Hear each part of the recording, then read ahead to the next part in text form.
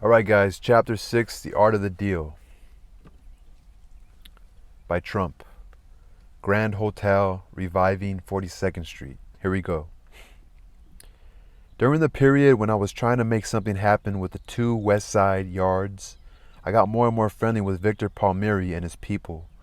One day late in 1974, I was in Victor's office and I said to him, half jokingly, "Listen, now that I've got the options on the 2 yards, what other properties does the Penn Central own that I can buy for nothing?"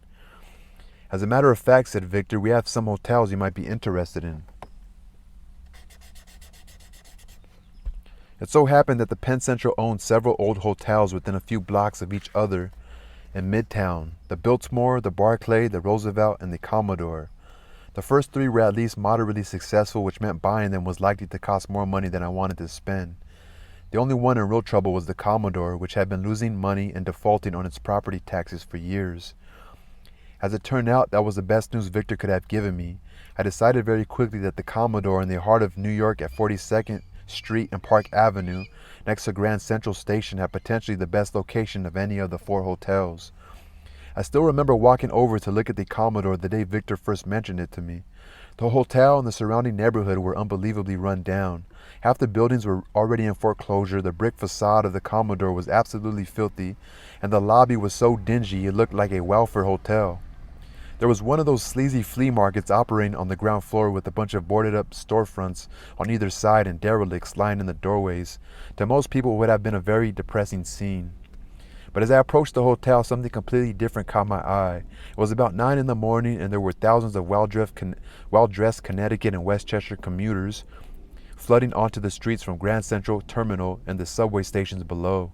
The city was on the verge of bankruptcy, but what I saw was a superb location. Unless the city literally died, millions of affluent people were going to keep passing by this location every day. The problem was the hotel, not the neighborhood. If I could transform the Commodore, I was assured it could be a hit. Convenience alone would assure that. I went back and told Victor I was interested in making a deal for the Commodore. He was pleased because everyone else considered it a loser. I also went to my father and told him I had a chance to make a deal for this huge Midtown hotel. At first he refused to believe I was serious. Later he told a reporter that his initial reaction to my idea was that buying the Commodore at a time when even the Chrysler Building is in receivership is like fighting for a seat on the Titanic. I wasn't naive. I saw potential, but I also recognized the downside. I could envision a huge home run, but I also knew that failing could bury me.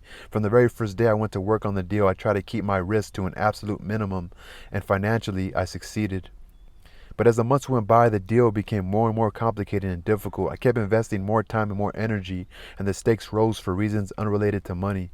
I could talk big for only so long. Eventually, I had to prove to the real estate community, to the press, to my father that I could deliver the goods. The Commodore deal was basically a juggling act, but a much trickier one than I originally imagined.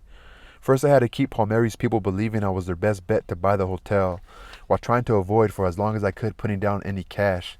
At the same time, I had to convince an experienced hotel operator to come in with me before I actually had a deal, knowing that such a partner would give me more credibility with the banks when I went to seek financing. I'm going to highlight that. I had to convince an experienced hotel operator to come in with me before I actually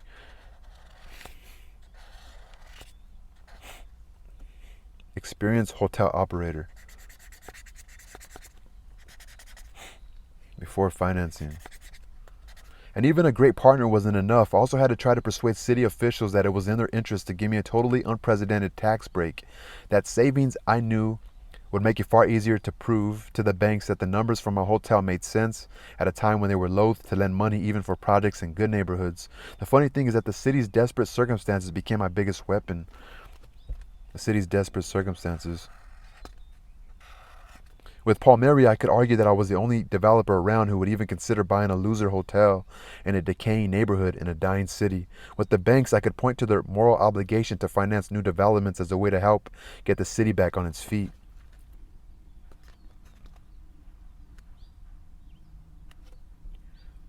And with city officials, I would legitimately argue that in return for a huge tax abatement, I'd be able to create thousands of new construction and service jobs, help save a neighborhood, and ultimately share with the city any profits the hotel earned. In the late fall of 1974, I began talking seriously with Palmieri about a deal. 8 or 9 months before, the Penn Central had invested $2 million on a renovation of the Commodore that was the equivalent of applying a coat of wax to a car that's just been in a major accident. Even after the renovation, the Penn Central was projecting a huge loss for 1974, and that didn't even include the $6 million that the hotel already owed in back taxes. The Commodore was a terrible cash drain on a bankrupt company. In a short time, we came up with a basic structure.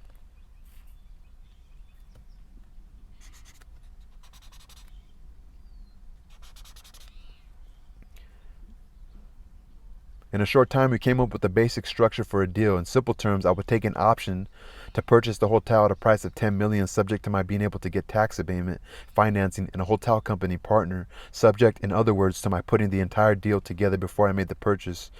In the meantime, I'll put down a non-refundable $250,000 for an exclusive option. There was just one problem. I wasn't too eager to fork over even $250K on a deal that was still very much a long shot. In 1974, $250K was a huge sum of money for me, so I stalled. Contracts were drawn up, but I had my lawyers find plenty of the legal points to argue back and forth over. In the meantime, I went to work to try to put the rest of the deal together. What I needed first, I decided, was a really fantastic design, one that would get people excited. I set up a meeting with a young, talented architect named Durr Scott. We met at Maxwell's Plume on a Friday night, and right away I liked Durr's enthusiasm. When I told him what I had in mind, he immediately started making sketches on one of the menus. The key thing, I told Durr, was to create something that looked absolutely brand new. I was convinced that half the reason the Commodore was dying was because it looked so gloomy and dark and dingy. My idea from the beginning was to build a new skin directly over the brick bronze. If it could be done economically, or glass. I wanted a sleek, contemporary look, something with sparkle and excitement that would make people stop and take notice, and it was obvious to me that Durr understood what I had in mind. After we ate, I took Durr and another friend back to my apartment, the tiny studio I was still living in on 3rd Avenue, and I asked him what he thought about my furniture. Some people would just have said, fantastic, great, but Durr didn't do that. There's too much of it, he said, and he started moving furniture around and even pushed several pieces out into the hallway. When he finished, he managed to make the apartment look much bigger, which I liked. I hired Durr and paid him to come up with sketches that we could use in our presentations to the city and to banks. I also told him to make it appear that we'd spent a huge sum on the drawings. A good-looking presentation goes a long way. By the spring of 1975, or a good-looking presentation goes a long way. By the spring of 1975, we were pretty far along on a design. Then one evening in the middle of April, Durr called to tell me that he'd been fired from architectural firm he worked for, Conan Jacobs, Helmuth, Obata, and Kassabaum. I knew he hadn't been getting along with his bosses. At the same time, I didn't want to hold up the project. I needed the resources and the prestige of a big firm to do a job this size, and I figured it was going to be a while before Durr made a new association. But he formed an association very quickly with the firm named Grusin and Partners, and I was able to use the situation to my advantage. The Obata group desperately wanted to keep the job, and so of course did Durr. The competition gave me an opportunity to negotiate a lower architectural fee, which I did. In the end, I went with Durr and paid him a very modest fee. I also told him that doing this job would pay off big in the end. This is going to be a monumental project, I said. It's going to make you into a star. Durr wasn't thrilled about his fee, but later he admitted that I had been right about the impact that doing the Hyatt and subsequently Trump Tower had on his career. During the same period, I said it's going to make you into a star. It pays off later, you know. During the same period, early 1975, I began to look for an operator for the hotel. The truth was that I knew nothing about the hotel business. I learned a lot since then, and today I operate my own hotels. But at the time, I was only 27 years old, and I hardly even slept in a hotel.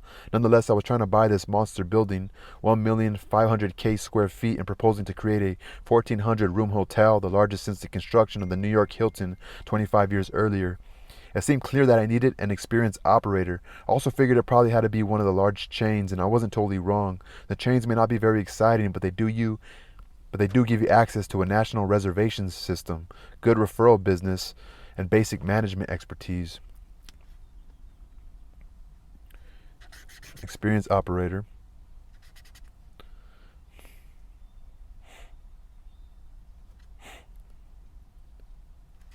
Large chains. reservation system, good referral business, basic management expertise. From the start, Hyatt was at the top of my list. Hilton seemed a little backward and old. Sheraton didn't excite me for much the same reasons. And Holiday Inns and Ramada Inn didn't have enough class. I liked the Hyatt image. Their hotels had a modern look, light and clean and a little glossy. So I also figured it'd probably be one of the large chains. Okay, so I get it. I get it now. Experienced operator. I get what he's talking about. So from the start, Hyatt was at the top of my list. Hilton seemed a little backward and old. Sheraton didn't excite me for much the same reasons. And Holiday Inns and Ramada Inn didn't have enough class. I liked the Hyatt image. Their hotels had a modern look, light and clean and a little glossy. And that was what I had in mind architecturally for the Commodore. In addition, Hyatt was very strong on conventions, which I thought could be a big business for a hotel in the Grand Central area. I also liked Hyatt because I thought I might have more leverage with them in making a deal. Chains like Hilton and Sheraton already had hotels in New York City, and they weren't necessarily hungry to build new ones, particularly with the city in the dumps. Hyatt, on the other hand, was very successful in other cities, but still had no flagship presence in New York City. And I'd heard they wanted one very badly. So I also like Hyatt because I thought I might have more leverage with them in making a deal. Leverage. Somebody's texting me. My buddy John, but I gotta so he went with Hyatt, a big operator. His leverage was that they didn't have no big building in New York, but they really wanted one. In late 1974, I called up the president of Hyatt, a guy named Hugo M. In late 1974, I called up the president of Hyatt, a guy named Hugo M. Friend Jr. And we arranged to meet. I wasn't terribly impressed with Skip Friend, but it turned out that I was right about Hyatt's desire for a New York flagship, and we began to discuss a partnership on the Commodore. Fairly rapidly, I made a tentative deal with them full of contingencies. I was very happy and very proud of myself. Then 2 days later, I got a call, and Skip said, "No, I'm sorry. We can't do the deal that way." This became a pattern. We negotiate new terms, shake hands, a few days would go by, and the deal would suddenly be off again. Finally, a guy I'd become friendly with at Hyatt, a high-level executive called. "I'd like to make a suggestion," he said. "I think you should call Jack Pritzker and deal with him directly." I'd barely heard of Pritzker, or Jay Pritzker. I'd barely heard of Pritzker, which tells you something about how young I was at the time. I knew vaguely that the Pritzker family owned a controlling interest in Hyatt, but that was about all. My Hyatt friend explained that Pritzker was the guy who really ran the company. Suddenly it dawned on me why my deals kept coming apart. If you're going to make a deal of any significance, you have to go to the top.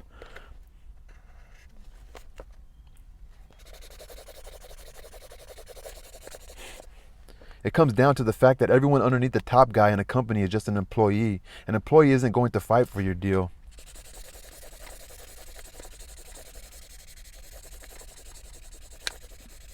He's fighting for his salary increase or his Christmas bonus, and the last thing he wants to do is upset his boss. So he'll present your case with no real opinion. To you, he might be very enthusiastic, but to his boss, he'll say, "Listen, a guy named Trump from New York wants to make such and such a deal, and here are the pros and cons, and what do you want to do?" If it turns out his boss likes the idea, he'll keep supporting you, but if the boss doesn't like it, the employee will say, "Yes, I agree, but I wanted to present it to you." But now it was the early spring of 1975, and I called Jay Pritzker, and he seemed happy to hear from me. Hyatt was based in Chicago, but Pritzker told me he was coming to New York the next week, and we should meet. Could I pick him up at the airport? I didn't go around in limousines at the time, so I picked him up in my own car. Unfortunately, it was a very hot day, and it was extremely uncomfortable in the car. If it bothered Jay, though he didn't show it, I realized right then that Jay is very focused when it comes to business. He can be fun-loving when he's relaxed, but mostly he's tough and sharp, and he plays very close to the vest. Fortunately, I had no problem with that, so we got along pretty well. The other thing about Jay is that he doesn't much trust people in business, which is the way I tend to be. We are wary of each other, but I think there was also a mutual respect from the start.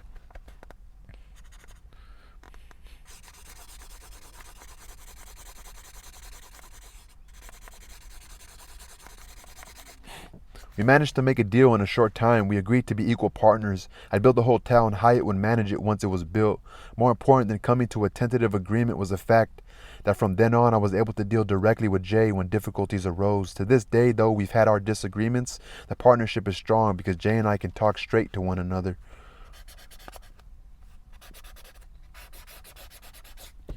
On May 4th, 1975, we called a joint press conference and announced that we'd agreed as partners to purchase, gut, and fully renovate the Commodore, assuming we could get financing and tax abatement. The announcement of the partnership with Hyatt, coupled with Durr's preliminary drawings and rough construction cost estimates, finally gave me some ammunition to bring to the banks.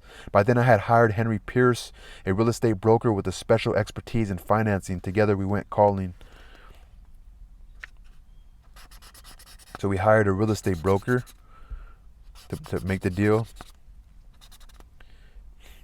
So he had his designs and a rough construction cost estimate. You know, the architecture is going to create the designs and the cost for what materials you're going to use. So then he went to the banks, got it all ready. Henry Pierce was the head of a firm called Pierce, Mayer and Greer, and he was a fantastic guy. Henry Pierce was the head of a firm called Pierce, Mayer and Greer, and he was a fantastic guy. He was in his late 60s, but he had more energy than most 20-year-olds, and he was unrelenting in his quest for financing for this job. His persistence helped, and so did his age. We go in together to see these very conservative bankers, most of whom had never heard of Donald Trump. In many ways, I was much more conservative than Henry, but it reassured these bankers to see me alongside this white-haired guy with whom they'd been dealing forever.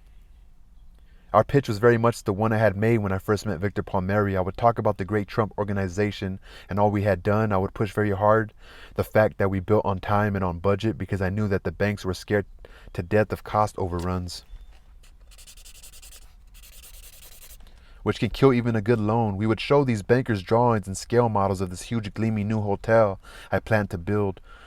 We would talk about how the job was going to turn the neighborhood around, how it would create thousands of jobs. We would go on and on about fantastic, incomparable Hyatt Company, and we'd even mention the great tax abatement we hoped to get from the city. This last point would usually stir some interest, but fortunately we were in something of a catch-22. Until we had our financing in place, the city wasn't interested in seriously discussing tax abatement. And without tax abatement, the banks weren't very interested in talking about financing. We would showcase, they would show bank drawings, scale models, talk about the job was going to turn in the neighborhood around, how it would create thousands of jobs, fantastic, incomparable Hyatt Company. We didn't mention the great tax abatement, but they were in a catch-22. Eventually, we decided to take a new tack. Realizing that the positive approach wasn't working, we tried to play to their guilt and their fear and their sense of moral obligation. Forget us, we'd say. You owe it to New York. The city is in trouble, but it's still a great city, and it's our city. And if you don't believe in it, if you won't invest in it, how can you expect it to turn around? If you lend millions of dollars to a third world countries and suburban shopping mall magnates, don't you also owe some obligations to your own city? If you lend millions of dollars to third world countries and suburban shopping mall magnates, don't you also owe some obligation to your own city? Their guilt and their fear and their sense of moral obligation. It's funny, huh?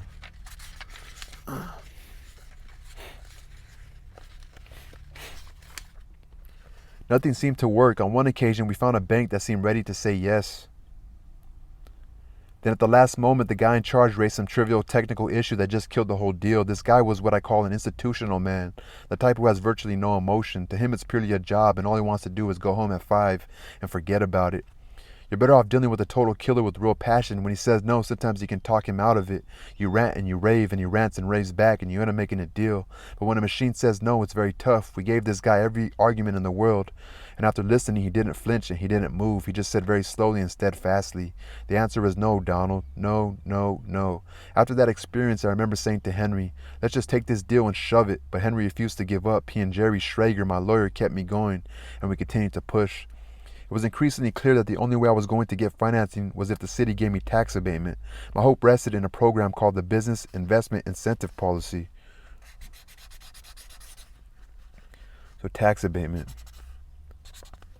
which the city adopted in early 1975. It was designed in a bad market to encourage commercial development by providing tax abatements to developers. In the middle of 1975, I decided to approach the city. Even though I hadn't found financing, to most people that would have been ridiculous. I took it one step further. I went in and asked for the world, for an unprecedented tax abatement on the assumption that even if I got cut back, the break might still be sufficient. In a funny way, it was like a high-stakes poker game in which neither side had very strong cards, so both are forced to bluff. By this point, I almost couldn't afford to walk away from the deal if I wanted to maintain any credibility. The city, meanwhile, was more desperate than ever to encourage development. I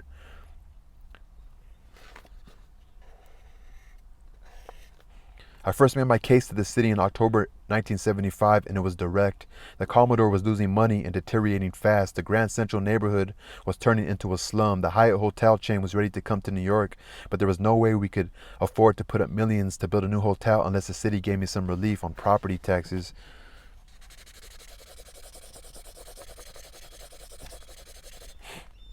The city's economic development people agreed to structure a program in which we'd effectively be partners. The city's economic development people. The city would give me a total abatement of property taxes for 40 years. In return, I would pay the city a yearly fee and a share of any profits the hotel made. The mechanism was fairly complicated. First, I would buy the Commodore from the Penn Central for $10 million, $6 million of which would immediately go to the city to pay off the back taxes. Then I would sell the hotel to the city for $1, and they would lease it back to me for 99 years. My rent, paid in lieu of all property taxes, would begin at... I would buy the Commodore from the Penn Central, who owned it, for $10 million, but they owed $6 million, so he had to pay the city $6 million in back taxes. Then I would sell the hotel to the city for $1, and they would lease it back to me for 99 years. My rent, paid in lieu of all property taxes, would begin at $250,000 a year and rise by the 40th year to $2.7 million. Also, I would pay the city a percentage of the profits. At the end, I'd be paying the equivalent of full property taxes based on the hotel's assessed value as of the time we were making our deal. The whole arrangement was subject to approval by the city's Board of Estimate, which met to consider it for the first time in late December 1975. A week before the meeting, I went to Victor Palmieri and explained that if he wanted the city to take our abatement seriously, we had better make it clear that the Commodore was in deep trouble and that it might not survive much longer. He agreed with me. On December 12, Palmieri announced that the Penn Central had lost another $1.2 million on the Commodore during 1975, was anticipating worse losses for 1976, and as a result intended to close the hotel permanently no later than June 30th, 1976. 2 days later, there was another significant announcement which I hadn't anticipated. Portman Associates, a company that had spent the past 2 years trying to get financing for a huge new hotel across town in Times Square, revealed that it was scraping the project because it had been unable to get bank support. In a way, that was bad for me because I needed all the evidence I could get that investing in New York made sense.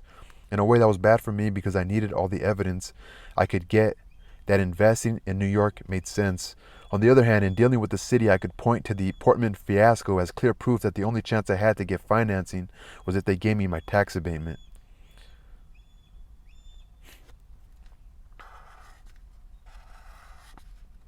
So he's being optimistic, you know. Early in 1976, the Board of Estimate decided to switch the structure of the tax abatement program. Instead of my selling the hotel to the city and then leasing it back, I would do the whole deal through the state's Urban Development Corporation. The reasons were technical, but actually the change was advantageous to me. Unlike the city, the UDC has the power of condemnation, meaning the statutory right to evict quickly and efficiently, something that a private developer can spend months or even years trying to do. He's talking about tenants. Evict. They have the statutory right to evict. So it has the power of condemnation, meaning the statutory right to evict quickly and efficiently, something that a private developer can spend months or even years trying to do. By April, however, the Board of Estimates still hadn't considered my tax abatement, and opposition to it had begun to intensify. The loudest chorus came from other hotel owners. Albert Formicola, head of the city's hotel association, argued that the tax abatement would give me an unfair advantage competing against the other hotel owners in the city who paid full property taxes. The head of the Hilton, Alphonse Salomon, said he could understand a 10-year tax tax abatement, but that everyone ought to compete as equals after that. Even Harry Helmsley, who was more successful and less envious than most of my competitors, said he thought the deal was a little excessive. Just before the Board of Estimate vote, 3 city councilmen held a news conference in front of the Commodore to denounce the deal. I didn't take it personally. They were politicians. They sensed an issue that might play with the voters and the press, so they jumped on the bandwagon. Like they're just like, I don't know, it's funny. I worried about the growing opposition, but publicly my posture was to take the offensive and concede nothing to my critics. When a reporter later asked me why I got a 40-year tax abatement, I answered, because I didn't ask for 50. The basic case against us was that the city was giving me too much or too rich a deal. The length of the tax abatement was only part of it. In addition, critics said there shouldn't be a cap on the profits I shared with the city. Also, it was my maximum rent was going to be equivalent to the full property tax assessment as of 1974. Also, if my maximum rent was going to be equivalent to the full property tax assessment as of 1974, then that number should at least be adjustable so that it could take into account the possibility that real estate values and assessments might rise over the years.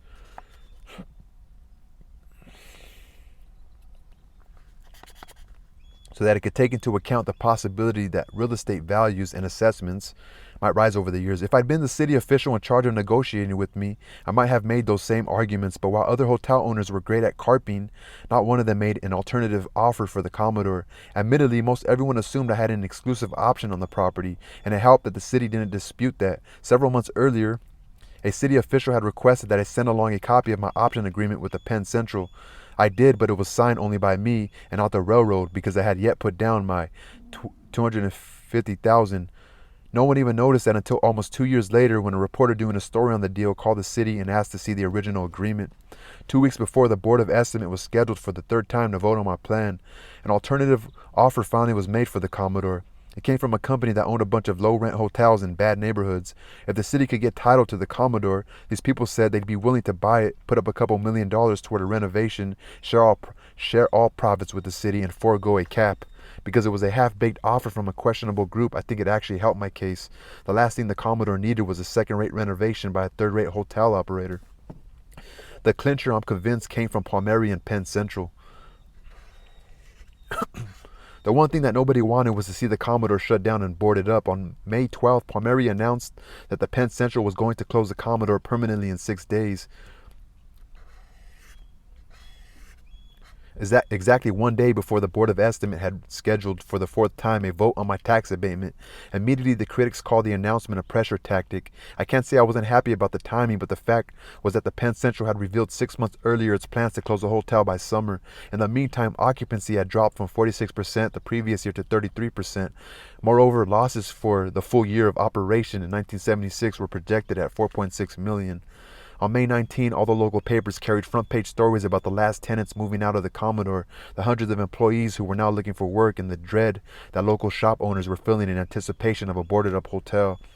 The story certainly didn't hurt me. On May 20, the Board of Estimate voted unanimously 8-0 to give me the full tax abatement program I'd sought. Over the course of the 40 years, that abatement will save me tens of millions of dollars. The battle was more than worth it. Whatever my critics may have felt, a New York Times editorial 10 days later made my case better than I could have. The alternative, said the editorial, is the Commodore boarded up and in tax arrears. Beyond the tax loss, this would be a visual wound and a serious depressant for one of the city's prime areas. But incredibly, getting the tax abatement still didn't convince the banks we had a viable enterprise. When you look back, it seems almost hard to believe that the banks could doubt our numbers. What it shows you is how bad things were. In 1974, the Commodore was charging an average of $20.80 a night for a room, and as long as occupancy remained above 40%, the hotel nearly broke even. In our entirely new model, we projected charging an average of $48 a night for our rooms, with an average occupancy rate of 60%. Those were hardly great numbers, but the banks insisted we were being too optimistic. As it turned out, by the time we opened our doors in September 1980, the city had turned around and we were able to charge $115 for a single room with an average occupancy of more than 80%. By July 1987, we raised the room rate to $175 a night, and now we average almost 90% occupancy. In the end, we got our financing from two institutions. The first was Equitable Life Assurance Society. We got our financing from two institutions. The first was Equitable Life Assurance Society, which in addition to its other businesses owns a lot of real estate. George Peacock, the head of Equitable Real Estate, agreed to put up $35 million for the Grand Hyatt, primarily because he and his people thought it would be good for the city.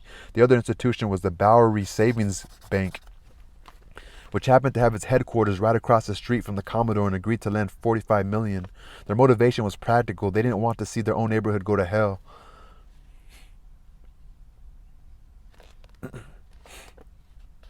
I could have saved millions and millions of dollars just by refurbishing the old Commodore rather than creating a brand new building. Indeed, almost everyone fought against my spending the extra money on a major renovation. From the day we went public with our plans to cover the Commodore's brick facade with an entirely new curtain wall of highly reflective glass, critics and preservationists were furious. They were outraged that I wasn't making some attempt to fit in with the architecture and the rest of the neighborhood.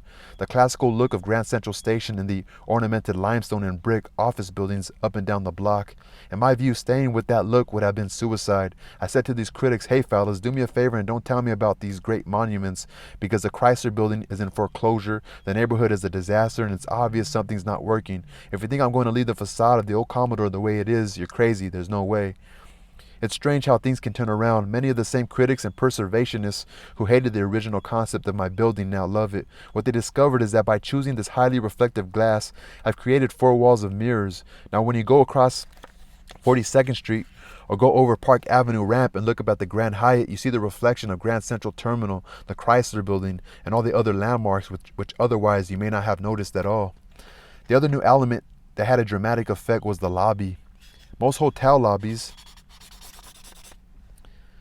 in New York are dull and unexciting. I was determined to make ours an event, a place people wanted to visit. We chose a luxurious brown Paradiso marble for the floors. We used beautiful brass for the railing and columns.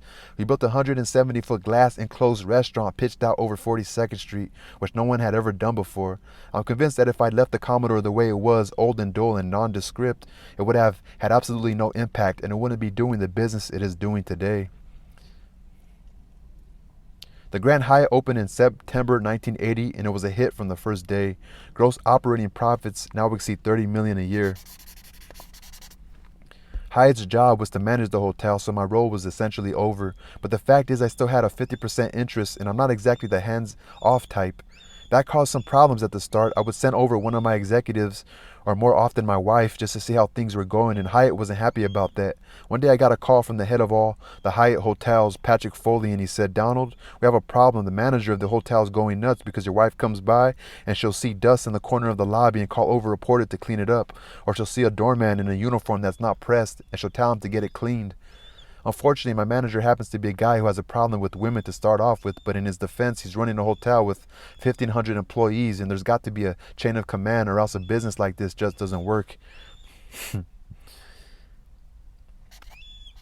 think what was important right there is the hands-off type, you know? So I said to Pat, "I understand what you're saying, and I agree with you that it's a real problem, but as long as I own 50% of the building, I'm not going to walk in and make believe everything's fine if it isn't." Pat suggested we meet the following week. I wanted to work this out because I like Pat, and I respect him, and I think he is an extraordinary executive. Pat has one of those great Irish personalities. He'll walk through the Hyatt Regency in Washington, D.C., or West Palm Beach, Florida, and he'll know everyone's name. He'll remember their families. He'll kiss the chef, tell the porter he's doing a great job, say hello to the lifeguard and the maids. By the time he leaves an hour later, everyone feels uplifted like they're 10 feet tall. So that's very important too, right? I know everyone's name. I need another highlighter. So I met with Pat and he just said, "I've decided what to do. I'm going to change managers. I'm going to put in one of my best guys. He's Eastern European like your wife. He's also very flexible and they'll get along great. That way she can come in and talk to anyone she wants and everyone will be happy." Sure enough, Pat made the switch, and then this new manager did something brilliant. He began to bombard us with trivia. He'd call up several times a week and he'd say, "Donald, we want your approval to change the wallpaper on the 14th floor, or we want to introduce a new menu in one of the restaurants."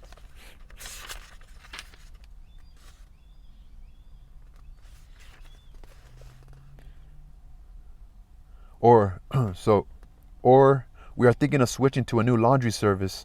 They'd also invite us to all of their management meetings. The guy went so far out of his way to solicit our opinions and involve us in the hotel that finally I said, "Leave me alone, do whatever you want, just don't bother me." What he did was the perfect ploy because he got what he wanted not by fighting, but by being positive and friendly and solicitous.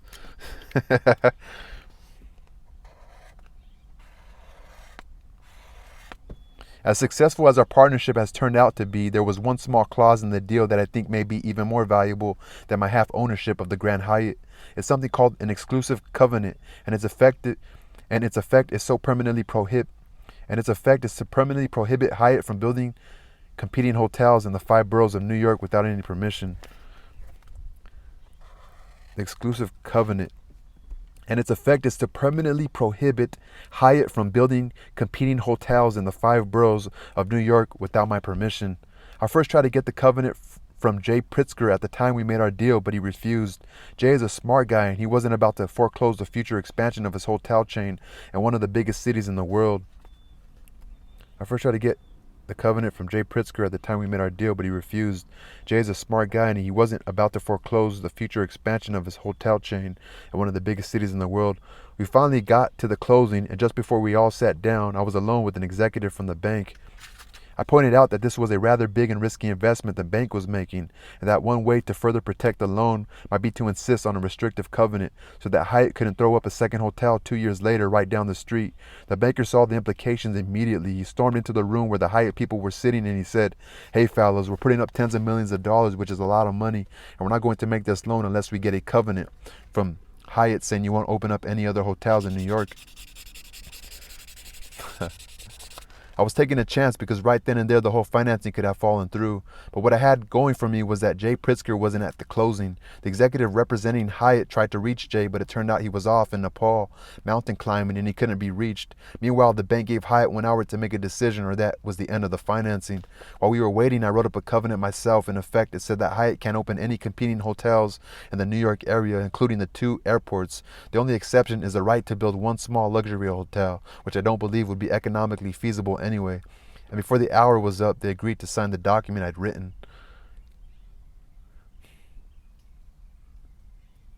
It's kind of smart, like giving him some sort of chance, you know? Or you could build a small one so people don't come back and say, "Oh, look at him, he's being a tyrant." I now have in my will a clause describing the importance of that restrictive covenant, just on the chance that one of my heirs happens not to be that sharp. What I don't want after I'm gone is for some nice, smooth person from Hyatt to come to one of my heirs and say, "Listen, you wouldn't mind if we threw up a little non-competitive hotel at Kennedy Airport, would you?" The simple fact is that Hyatt would love to build more hotels. By retaining the right to say yes or no, I own something very valuable. So we say, I now have in my will a clause describing the importance of that restrictive covenant. So I now have in my will a clause describing the importance of, so his will to his heirs so they could read it and be like not to forget, just how he didn't forget. Jay Pritzker turned him down, but at the very end he remembered, brought it up, so happened to work out for him because he's over there in Nepal thinking the deal's going to go through. Like, that's why you also have to be there for that deal. He's in Nepal rock climbing, fucking the biggest deal of your life. Like, I guess because he was already so fucking wealthy, he's probably, "What the fuck? You agreed to that? You couldn't reach it. You were rock climbing in Nepal." That guy probably got fired or something. So by retaining the right to say yes or no, I own something very valuable. But I now have in my will, he wrote it out in his will, how important is that? So he wants his heirs to realize it. He broke it down for them to read and to understand. I've already seen the proof. A.N. Pritzker, a wonderful man who was the patriarch of his family and who died recently, used to call me frequently when he came to New York. A.N. and his son Jay were very different men. What they had in common was brilliance, but where Jay keeps very much to himself, A.N. was extremely effusive and outgoing, almost a teddy bear. They were a perfect combination. A.N. built the foundation of the company from nothing, and he got the banks to back him, not because he had great assets, but because they loved him. Now, the company has a huge base, and Jay, who is a much cooler personality, doesn't need the banks to love him. He can be very tough, and they still want to do business with him. Anyway, A.N. would come to New York, and he'd call, and he'd say, "Hiya, Don, I'm here visiting, and I'd love to stop over and just say hello to you for a couple of seconds." And I'd say, "A.N., I know what you're doing. You want to build a hotel someplace in New York, don't you?" And he'd say, "I love you. I love you to let us do that, Don, because it's not going to hurt you, and it's good for us, and it's good for everyone. And when An would do that, I'd find some way of changing the subject because I liked him so much that I never had the heart to say no to him directly.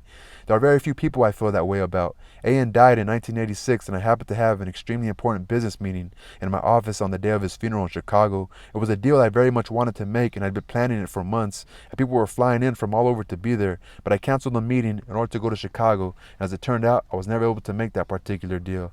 I have no regrets. There are some people in your life you just want to pay your respects to, no matter what it involves. And in the end, I think one reason my partnership with Hyatt has remained so strong, beside the fact that the hotel has been so successful, is that I always felt such affection for An Pritzker. Man, people talk shit about the guy, dude. He canceled the meeting. I happened to have an extremely important business meeting in my office on the day of his funeral. That's nice of him, don't you think? But I canceled the meeting in order to go to Chicago. And as it turned out, I was never able to make that particular deal. I have no regrets. There are some people in your life you just want to pay your respects to, no matter what it involves. And in the end, I think one reason my partnership with Hyatt has remained so strong, beside the fact that the hotel has been so successful, is that I always felt such affection for An Pritzker.